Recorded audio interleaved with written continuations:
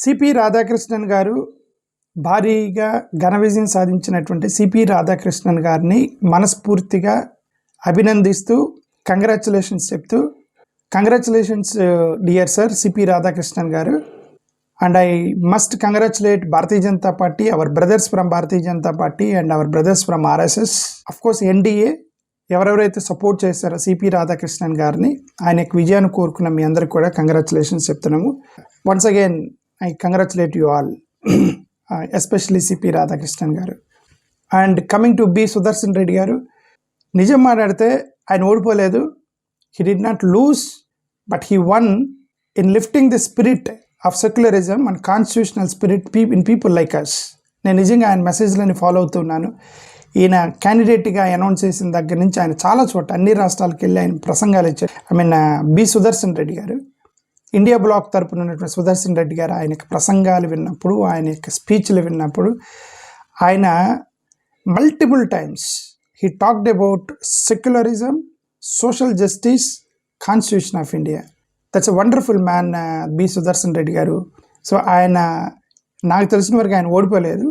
సుదర్శన్ రెడ్డి గారు, మీరు ఓడిపోలేదు. మీరు సెక్యులరిజాన్ని బతికించడంలో గెలిచారు, సోషలిజాన్ని బతికించడంలో గెలిచారు, రాజ్యాంగాన్ని నిలబెట్టడంలో గెలిచారు Sudarshan Reddy garu. We congratulate you for that. Vice president కాకపోతే మల్టిపుల్ ప్లాట్ఫామ్స్ ఉంటాయి దేశానికి సేవ చేయడానికి.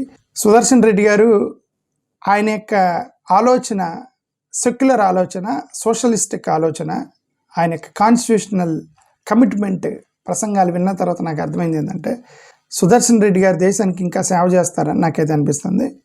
ఒకవేళ ఇప్పుడు ఇక్కడ ఓడిపోయి ఉండొచ్చు, but he has multiple platforms where he can build the constitution of India. There will be multiple platforms where he can work for the constitution of India, work for the democracy, work for socialistic country, work for republic and democratic country. Multiple platforms will get. Sudarshan Reddy గారు, మీరు ఓడిపోలేదు, మీరు మమ్మల్ని గెలిపించారు, మా సెక్యులరిజాన్ని గెలిపించారు. నిజం మాట్లాడితే ఈ దేశంలో ఏ ఎలక్షన్ కూడా రాజ్యాంగము, సోషలిజము, సెక్యులరిజం అనే దాని మీద ఇంత చర్చ జరగలేదు. ఈ యొక్క వైస్ ప్రెసిడెంట్ ఎలక్షన్ మీదే జరిగింది. దాంట్లో ఎక్కువగా మాట్లాడింది సుదర్శన్ రెడ్డి గారు. మోరోవర్, ఆయన ఓడిపోతాడని తెలిసి కూడా ముందుకు వచ్చి నిలబడ్డాడంటే, రెడ్డి సాబ్ మీకు నమస్కారం, మీ సెల్యూట్ చేస్తున్నాం. మీరు రాజ్యాంగము, సోషలిజము, సెక్యులరిజము, ఎస్సీ, ఎస్టీ, బీసీ, ఆదివాసీలకు సంబంధించినటువంటి వాళ్ళ రైట్స్ని, the way he fought the election, I'm impressed Reddy garu. అంటే నేను యాక్చువల్గా దీని గురించి, ఇదంతా కూడా ఐడియాలజికల్ డిఫరెన్సే. మనమేమి శత్రువులం కాదు, అలాగని మనందరం స్నేహితులం కూడా కాదు. మనందరమి ఒక ఫ్యామిలీ మెంబర్స్. భారతదేశం అనే కుటుంబంలో మనందరం ఫ్యామిలీ మెంబర్స్. ఒక ఫ్యామిలీలో ఐడియాలజికల్ డిఫరెన్సెస్ ఉంటాయి.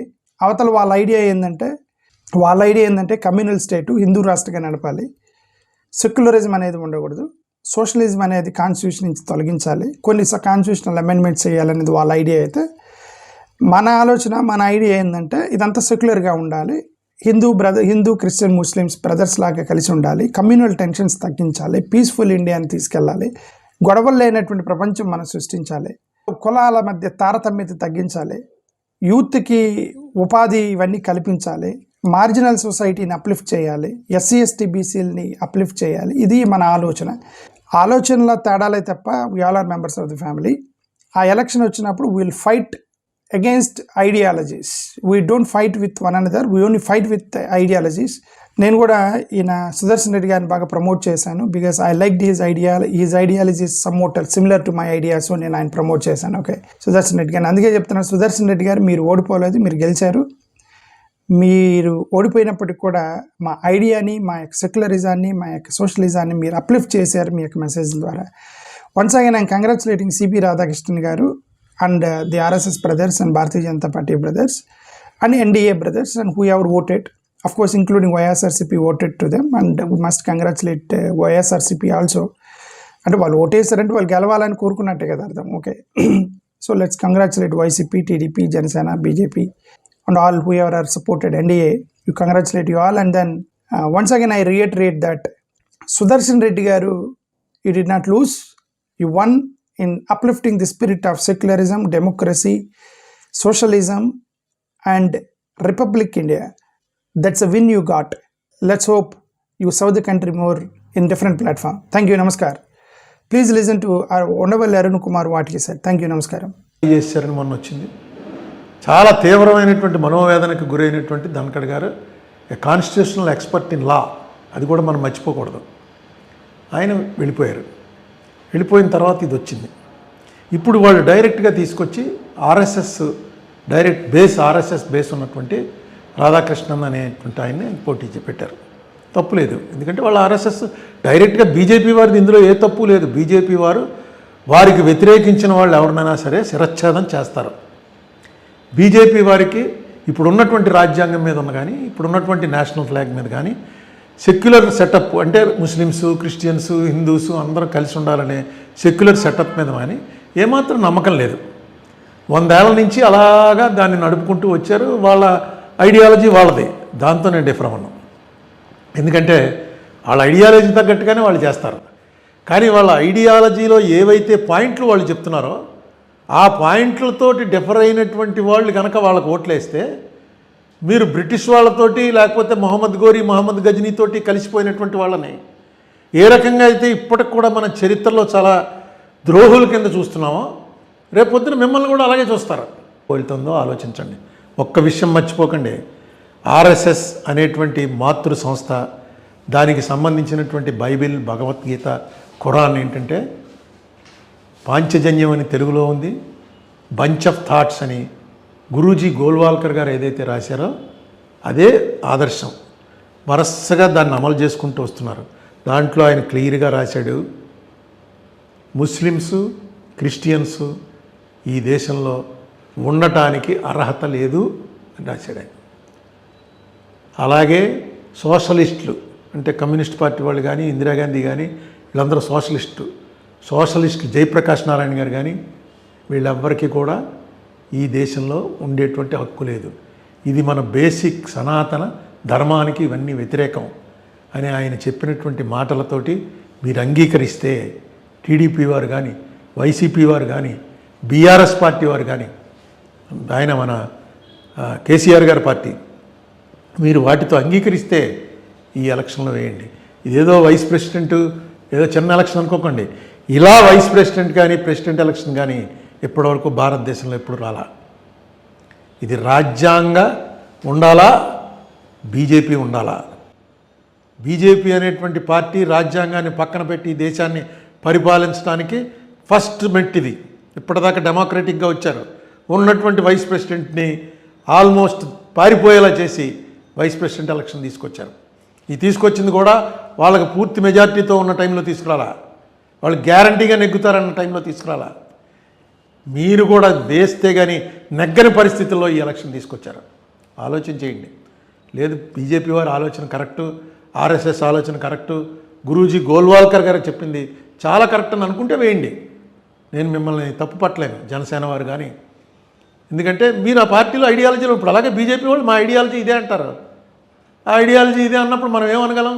వాళ్ళతో విభేదించి ఆర్గ్యుమెంట్ చేయగలం. కానీ మీ ఐడియాలజీ ఇదే ఉన్న వాళ్ళని ఈ దేశంలోంచి పంపించేస్తాం, అలాంటి ఐడియాలజీ ఉండటానికి వీల్లేదు, మిమ్మల్ని అసలు బతకనేమో అని అంటాం తప్పు. అది సెక్యులర్ పాలసీ కాదు. సో బీజేపీ వారు వారి ప్రచారం వారు చేసుకుంటూ వస్తున్నారు. ఇప్పుడు ఏం చేస్తున్నారంటే ట్రిక్ ప్లే చేస్తున్నారనమాట. మీ మీద ఈడీ వాడతారనో, కేసు వాడతారనో, మరొక రకంగా ఇరుకును పెడతారనో భయపెట్టి, ఏ రకంగా అయితే బ్రిటిష్ వాళ్ళు ఈ దేశాన్ని స్వాధీనం చేసుకున్నారో, ఏ రకంగా గజనీ, గోరీ మొదలైనటువంటి వాళ్ళు ఇక్కడ ఉన్నటువంటి గొడవల్ని ఆసరాగా తీసుకుని వచ్చారో, ఆ రకంగా ఈ బీజేపీ ఆక్రమణ చేసేటువంటి ప్రయత్నం చేస్తుందేమోనని నా అనుమానం. చిచ్చి నీది అనుమానం, ప్రయత్నం ఏంటి? మేమంతా వాళ్ళకి సపోర్ట్ అయ్యా, ఏం ఆడుతున్నావు నువ్వు అనుకుంటే అది వేరే విషయం. కాదు ఇలాంటివి ఆపాలి అనుకుంటే ఇది రైట్ టైము, రైట్ ఆపర్చునిటీ. ఈవేళ ఇంత క్రూషియల్ ఎలక్షన్స్లో ఆంధ్రప్రదేశ్ నుంచి సుదర్శన్ రెడ్డి గారు నిలబడుతున్నారు. నిలబెట్టుతున్నటువంటి మనిషి ఏ పార్టీకి చెందినవాడు? ఆ సోషలిస్ట్ భావాలు ఉన్నటువంటి వాడు, సెక్యులర్ భావాలు ఉన్నటువంటి వాడు. ఆయనతో నాకు స్వల్ప పరిచయం. ఈ మధ్య కాలంలోనే 2-3 మీటింగుల్లో కలిసి పాల్గొన్నాం. అవగాహన ఉన్నటువంటి వ్యక్తి. నెక్స్ట్ కాన్స్టిట్యూషనల్గా ఎక్స్పర్ట్. ఎందుకంటే సుప్రీంకోర్టు జడ్జిగా రిటైర్ అయ్యారు. Constitutional expert. కాన్స్టిట్యూషన్ అనేది ఫింగర్ టిప్స్ మీద చెప్పగలిగినటువంటి సమర్థత ఉన్నటువంటి వ్యక్తి. ఈవేళ ఆయన్ని కూటమికి వ్యతిరేకమైనటువంటి అభ్యర్థిగా నిలబెట్టారు. ఇప్పుడు మన స్టేట్లో ఉన్నటువంటి అందరు ఎంపీలు కూడా ఆయనకు ఓటేయడానికి ఎలాంటి అభ్యంతరం ఉండదు. ఎందుకంటే అదేంటంటే కూటమిలో మేము భాగస్వాములం కదా అని టీడీపీ వారు అనుకోక్కర్లేదు. ఎందుకంటే ఆ పార్టీ పేరే తెలుగుదేశం పార్టీ. ఈ తెలుగు వాళ్ళ కోసం, వాళ్ళ ప్రైడ్ కోసం ఎన్టీ రామారావు గారు పెట్టినటువంటి పార్టీ. ఎప్పుడైతే తెలుగు అభ్యర్థి సుదర్శన్ రెడ్డి గారు పోటీ చేస్తున్నాడో మాకు ఈ పార్టీలు ఇవన్నీ కాదండి, మా తెలుగుదేశం పార్టీ సుదర్శన్ రెడ్డి గారికే ఓటేస్తాం మేము అని చెప్పి డైరెక్ట్గా వేయచ్చు. ఎందుకంటే ఇది సీక్రెట్ ఓటు. ఒకవేళ డైరెక్ట్గా వేయటం ఇష్టం లేకపోతే మీరు పార్టీలో నిర్ణయం తీసుకుని ఎవరెవరికి ఓటేశారో ఏం తెలియదు, దీంట్లో విప్పులు ఉండవు. పార్టీ విప్పుకు వ్యతిరేకంగా ఓటేశారని విప్పు ఉండదు. అంతేకాదు ఎవరికి వేశారో కూడా తెలియదు. బహుశా మా తెలుగుదేశం వాళ్ళంతా మా పార్టీ అది కదండి అందుకుని అలా వేసామని చెప్పేసి అనొచ్చు. తెలుగుదేశం ఎందుకంటే ఇలాంటిది ఒక ప్రెసిడెంట్ నాకు గుర్తుండి ప్రతిభా పాటిల్ గారు పోటీ చేసినప్పుడు శివసేన పూర్తిగా కాంగ్రెస్కి తీవ్రమైనటువంటి వ్యతిరేకంలో ఉంది. ఎందుకంటే మేము అప్పుడు ఎంపీలో అపోజిషన్ బెంచ్లో మెయిన్ గట్టిగా మాట్లాడే వాళ్ళంతా శివసేనలోనే ఉన్నారు.